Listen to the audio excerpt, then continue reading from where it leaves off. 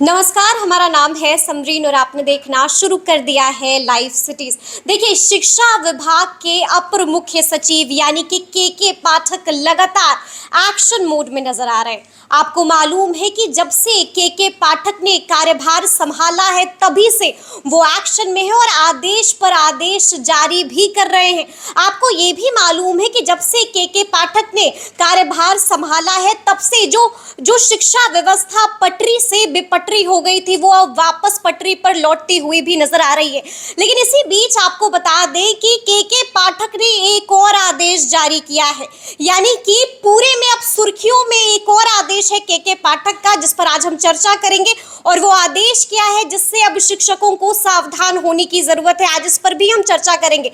और इस चर्चा को आगे बढ़ाने के लिए हमारे साथ मौजूद है सीनियर जर्नलिस्ट ज्ञानेश्वर जी। देखिए तो आदेश की चर्चा जी, कर रहे हैं। मैं चर्चा करूंगा इस आदेश की जी। और आदेश की सत्यता की भी चर्चा करेंगे, ठीक है ना, बिल्कुल। क्योंकि ये व्हाट्सएप पर तैर रहा है, सोशल मीडिया पर बहुत ही ज़्यादा वायरल हो रहा है।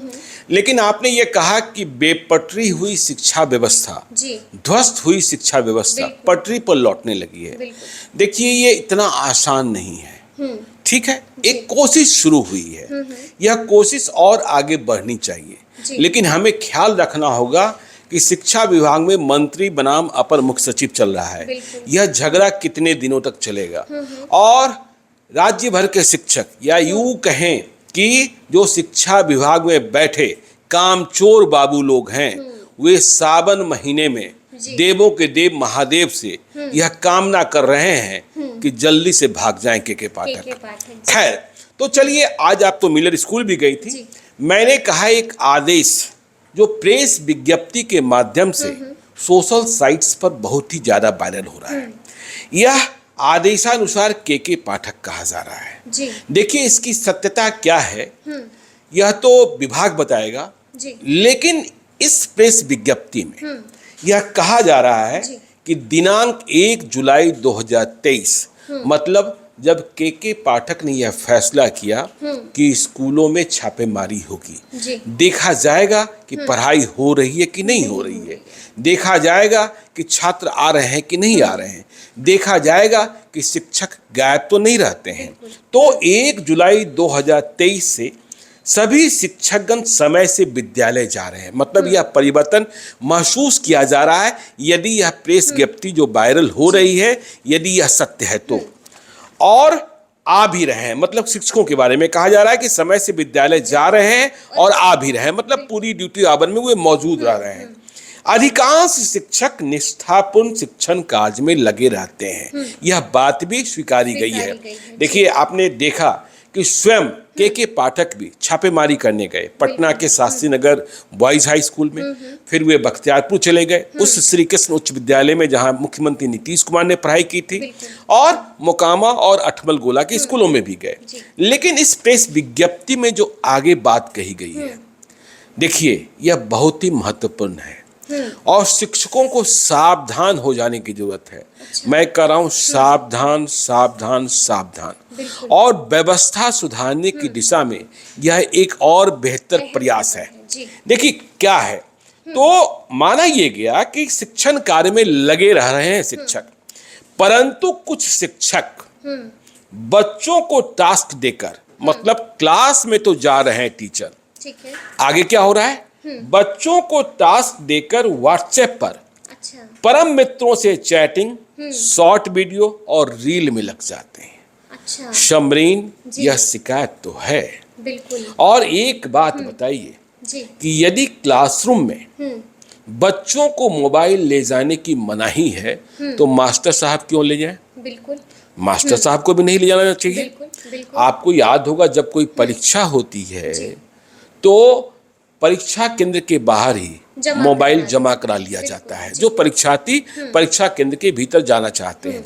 तो मास्टर साहब जो स्कूल पहुंचे हैं बच्चों को पढ़ाने के लिए, जो क्लास में गए हैं बच्चों को पढ़ाने के लिए, उन्हें वहां मोबाइल की क्या जरूरत। और यदि यह शिकायत आई है, सही भी है, कि जब के पाठक कराई कर रहे हैं तो मास्टर साहब क्लास में हाजिर हो जा रहे हैं, क्योंकि हाँ क्योंकि कोई छापा दल आ जाए तो मास्टर साहब क्लासरूम में दिखें, ठीक है।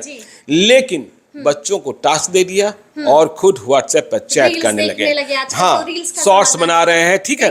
और यदि इसे रोकने की कोशिश की जा रही है, रोकने का फैसला किया गया है, तो बड़ी अच्छी बात है, ठीक है ना। जी।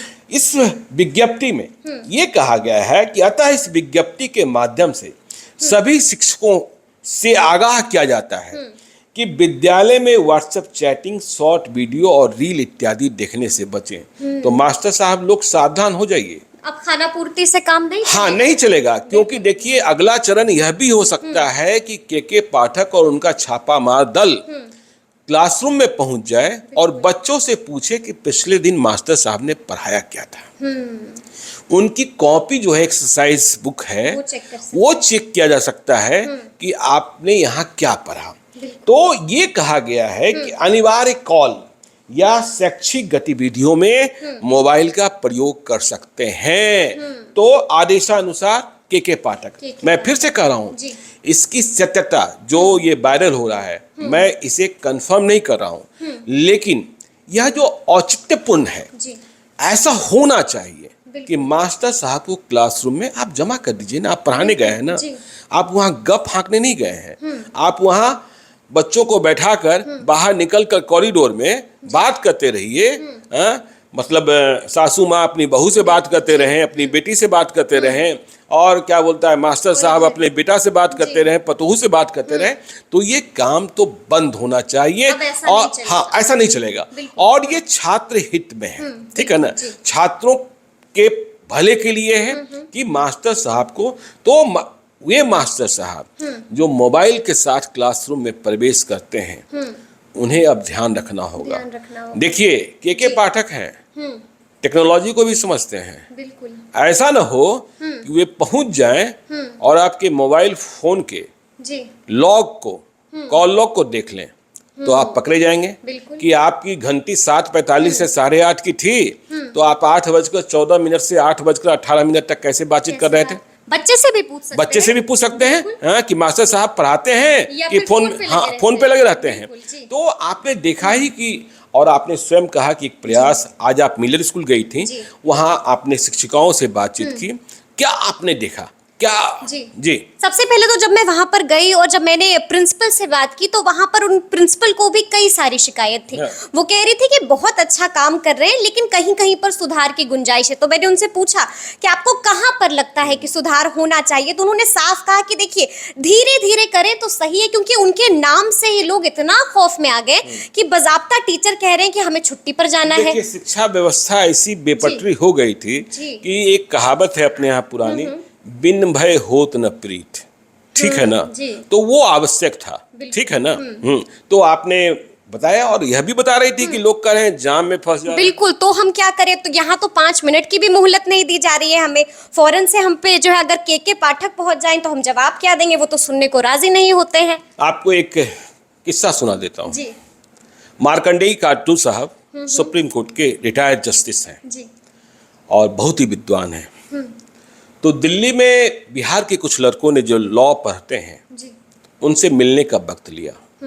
समय शायद सुबह के 9 बजे उन्हें पहुंचना था। मार्कंडेय काटू साहब ने उन्हें वक्त दे दिया, लेकिन ये बच्चे पहुंचे 9:35 में। ठीक है ना। ठीक है। तो मार्कंडेय काटू साहब ने अपने स्टाफ को कह दिया था कि ये बच्चे आए तो कह देना अब मुलाकात संभव नहीं है, मैं दूसरे काम में व्यस्त हो गया हूँ। यह किस्सा स्वयं मार्कंडेय काटू साहब ने बताया है और सोशल साइट पर उन्होंने स्वयं लिखा था, जबकि वे किसी काम में व्यस्त नहीं हुए थे। लेकिन वे छात्रों को यह समझाना चाहते थे कि समय की पाबंदी क्या होती है, आपका इंतजार कर रहा व्यक्ति कौन है। जैसे यहाँ छात्र इंतजार कर रहे होते हैं समय पर पहुंच हाँ, लेकिन वे लड़के, जो बिहारी लड़के मार्कंडेय काटू साहब के पास पहुंचे थे देर से, जब उन्हें मालूम हुआ कि मुलाकात नहीं हो पाएगी, तो उन्होंने भी तय कर लिया कि बिना मुलाकात किए नहीं जाएंगे। ठीक है। तो वे रुके रहे। बाद में जब मार्कंडेय काटू साहब को मालूम हुआ कि बच्चे रुके हुए हैं, तो उन्होंने कहा आप बुला लो। तो उन्होंने बुला लिया। फिर पूछा क्यों देरी से आए, तो बहाना वही था, जाम में फंस गए थे, रेड लाइट पर फंस गए थे। तो मार्कंडेय काटू साहब ने कहा कि ये बहाना जिंदगी में ठीक नहीं है। यदि आप घर से निकले हैं, आपने किसी को वक्त दिया है, समय पर पहुंचना है, तो आप यह गणित लगा कर चलिए कि रास्ते में जाम मिल सकता है, रास्ते में देरी हो सकती है, फिर भी हमें समय से पहुंचना है।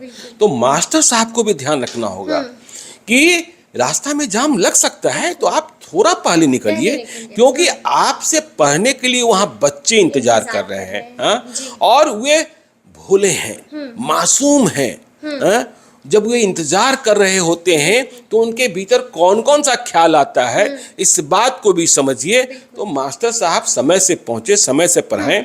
और यह जरूरी बात कि अब क्लासरूम में मोबाइल लेकर इस्तेमाल न नहीं करें। चलेगा। जी, तो सुना आपने कि क्या कुछ है। देखिए, के पाठक लगातार एक्शन में, आपको मालूम है कि लगातार वो निर्देश पर निर्देश जारी कर रहे हैं। लगातार देखिए शिक्षा व्यवस्था को सुधारने का हर मुमकिन प्रयास कर रहे हैं। तो अब देखना है कि आगे क्या कुछ होगा। लेकिन बड़ी बात यह है कि अब शिक्षकों को सावधान होने की जरूरत है। अब थोड़ी सी भी गलती महंगी पड़ सकती है।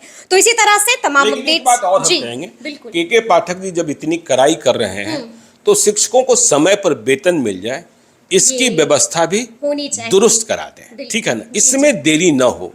ठीक है ना। तो देखिए, इसी तरह से हर अपडेट्स के लिए हमारे साथ बने रहिएगा और देखते रहिएगा लाइव सिटीज। बहुत शुक्रिया।